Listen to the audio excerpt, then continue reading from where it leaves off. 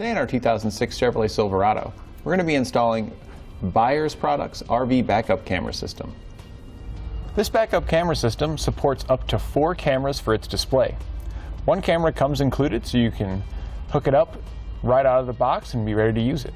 We've got ours currently hooked up as a reverse camera so we can see what's going on behind us. The additional camera slots could be used for a forward-mounted camera as well as 2 side-mounted cameras. Now you don't have to put it in these positions, however there are trigger wires for each of those that are pre-labeled so that the camera will come on automatically when that trigger wire receives power. We've got our camera hooked into channel 2, which is your default backup channel, and we've got our trigger wire for our channel 2 camera hooked to our reverse light circuit.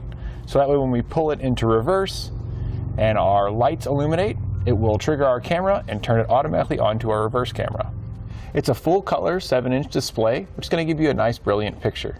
The camera that comes included with the system is also full color and has infrared LEDs on it for low light situations. There is an optical sensor on there that will automatically turn these LEDs on when necessary. There's a remote that comes included with your display in case you have it mounted where it's out of reach, and you can simply activate the menu and change any of its settings inside using the remote. Additionally, you can select each camera individually if you want to just look out of one without using the trigger wire that's included with it. This can be nice if you want to drive down the road with a flat tow setup and monitor the vehicle that you're pulling behind you, but you've got your camera hooked up to a reverse wire. You can simply just select that channel 2 and it'll turn that camera on all the time. You'll receive several mounting options for your camera. We're just using the sticky pad mount to the top of our dash here. It is adjustable by swiveling and rotating. We've got it all cinched down tight right now. But you'll also receive an in-dash mount that you could cut out and mount in your dash, as well as a more permanent top dash mount that you can screw down to the top of your dash. An additional accessory that comes with your unit, you'll have a sun screen.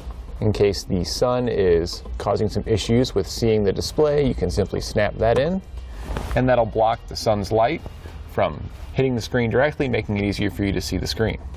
There are also speakers located on the display, and if your camera that you have installed supports audio, you can hear that through the display speakers. The camera that comes included with it does support audio, so if you're backing up and you have a spotter back there, you'll easily be able to hear the commands he's shouting out to you.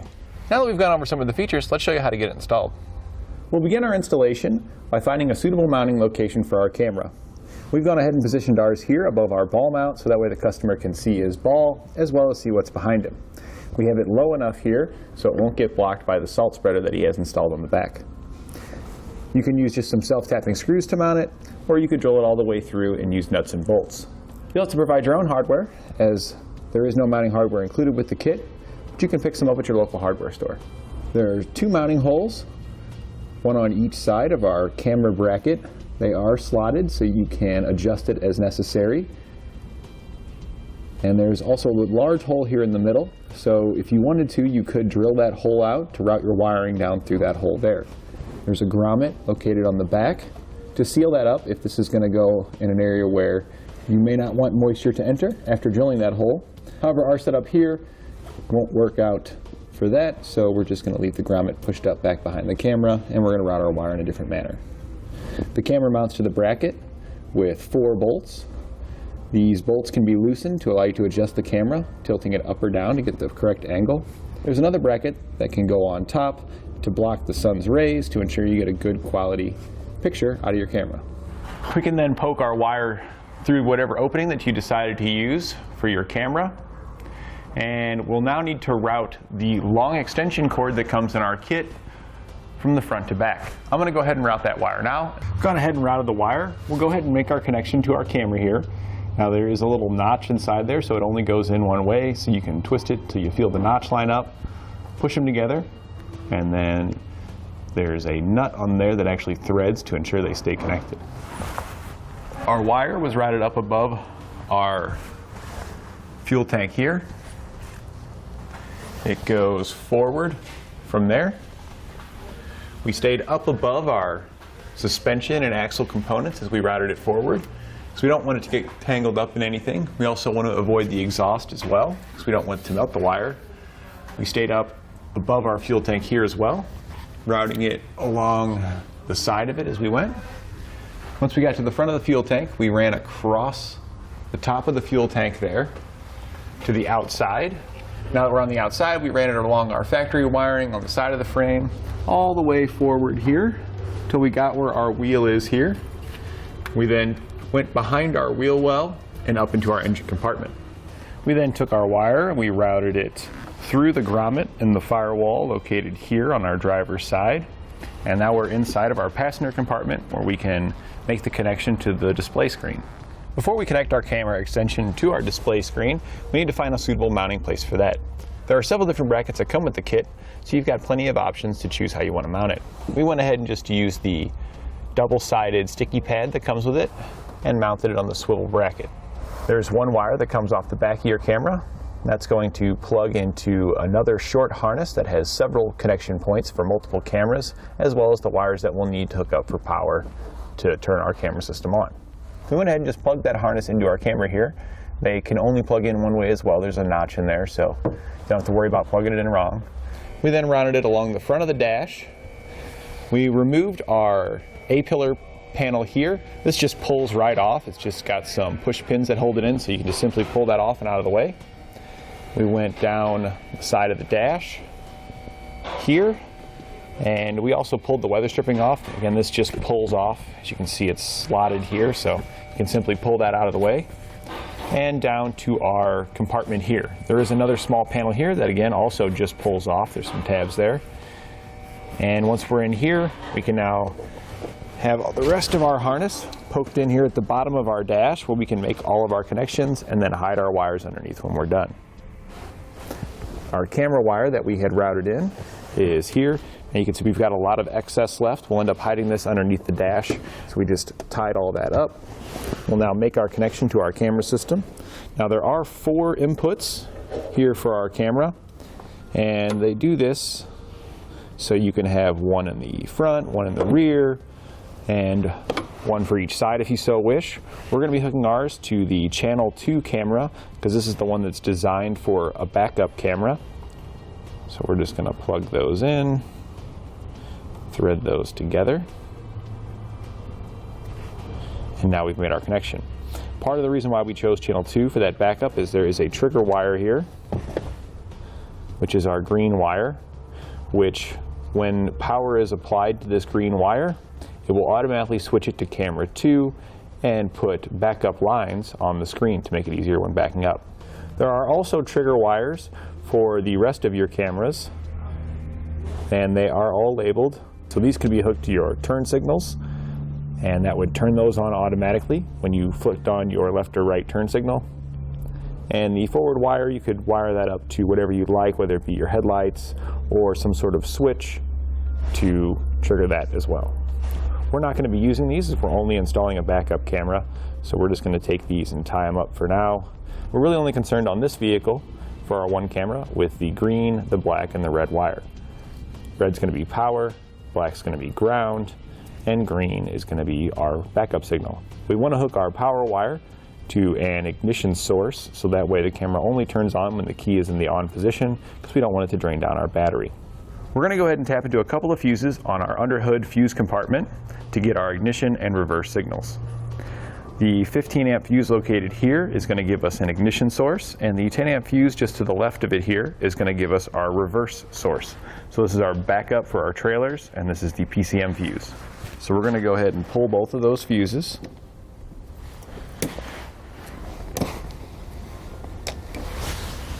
We then have a couple of fuse taps here that we're going to be using. So these fuse taps we will hook to some wires that we're going to need to route inside.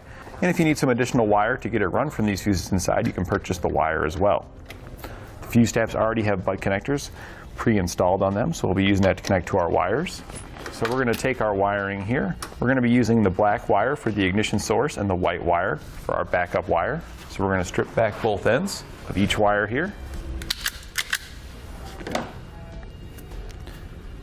And we will crimp these wires onto those fuse splices. Now that we've spliced those on, we want to put the fuses that we pulled earlier into our fuse taps here. So our black we said was going to be our ignition source, which was the 15 amp fuse that we pulled. So we're going to put that in, and we want to put these fuses in the bottom slot of our fuse taps. And the 10 amp fuse is going to go in the bottom for our reverse signal circuit. On the top one, we're going to have to provide our own 10 amp fuses, and those are going to go on the top here. Okay, now that we've got those inserted, we can put them back into our fuse box here. So the 15 is going to go back where our PCM fuse we pulled was. And that simply just plugs in there. And our reverse wire is going to go on the fuse we pulled there. We can now route these out of our fuse box. And we're going to route these wires into our engine compartment. You can route these through the same grommet that we routed our camera wire. Now, in order to let our wires pass through our box with the lid on, we are going to need to make some small modifications to it. We're just going to take some cutters here and just cut out a small notch for the wires to pass through. Okay, and now we can reinstall the lid onto our fuse box.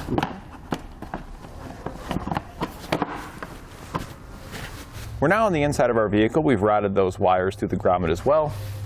We're going to strip back each end.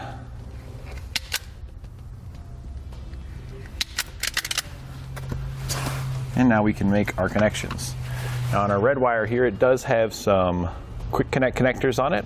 However, we won't be using those. We're going to be butt connecting it. So we're just going to cut those off. And we'll strip that back. This is our power wire. So we're going to butt connect this to the black wire that we ran in. And then our white wire, we're going to connect that to the green wire, which is our reverse trigger circuit. Now all that's left is to connect our ground wire, which already has a ring terminal on it here. So we're just going to be using a ground that exists already underneath our dash. We'll connect our ground wire to the studs located down here. I'm just going to pick one of those. We're going to remove the nut with a 10mm wrench. And since the ring terminal that's pre-crimped onto the ground wire is split like it is, we don't need to take it all the way off. We can actually just loosen it, slide the wire up on there, and then tighten it back down.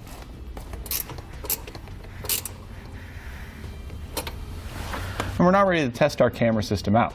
So we want to turn our ignition to the on position to power up our camera. And you can see there it comes on, and we've got a great picture at the back. Now we've only got one camera installed, so it immediately went to camera 2 when we turned it on. Now that we verified that everything's working properly, we can go ahead and button up our wiring. We're just going to zip tie this all up underneath the dash here. You can pick up some zip ties here at etrailer.com if you need some. And that completes our installation of Buyers Products RV backup camera system on our 2006 Chevrolet Silverado.